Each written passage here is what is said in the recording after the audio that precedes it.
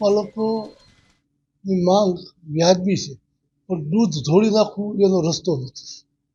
કોઈ પણ કુદરતી જણસ દૂધ હોય કે કૃષિ ઉત્પાદન હોય એને રોડ પર વેડફી નાખવું, ધોળી નાખવું એ યોગ્ય નથી. એને યોગ્ય શિક્ષણ પણ આપવું જોઈએ અને યોગ્ય ભાવ મળે, તમને પોસાય એવા ભાવ મળે એ આપવા જરૂરી છે. કારણ કે જે મહેનત કરી રહ્યા છે, જે પશુપાલન વ્યવસાય સાથે હોય એને જ ખબર પડે દૂધની કિંમત ભાવ વધી ગયા એની વાતો કરીએ છીએ.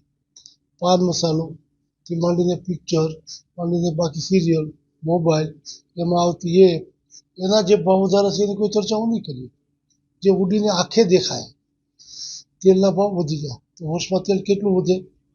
200-500 રૂપિયાથી વધારે નથી. મસાલા વધે તો 1000માં વધી જાય છે. આપણે રોજના 5-10 મસાલા ખાતા હોઈએ તો આ બધી કમ્પેરિઝન મને લાગે છે મીડિયાએ પણ આમાં અગ્રેસર લઈને ખેડૂતો, પશુપાલકો, જરૂરિયાતમંદ લોકો આ બધાની બેલેન્સમાં સાચું શું હોઈ શકે એનું સર્વે કરીને લોકો સમક્ષ મૂકીએ તો અસંતોષ એટલે સંતોષની દિશાઓ રચનાત્મક રીતે અનુભવાય.